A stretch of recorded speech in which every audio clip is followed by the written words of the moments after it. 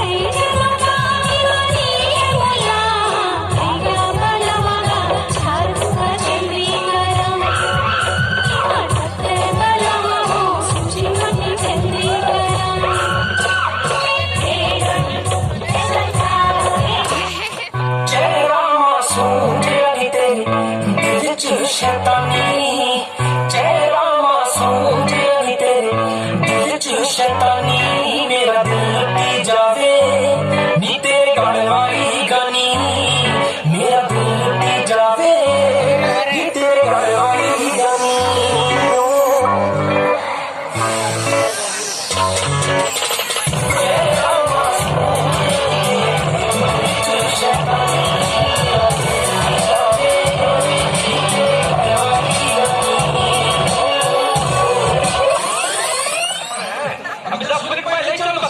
आपको कुछ बोलना था? चल बस है, दूसरे हालत देख के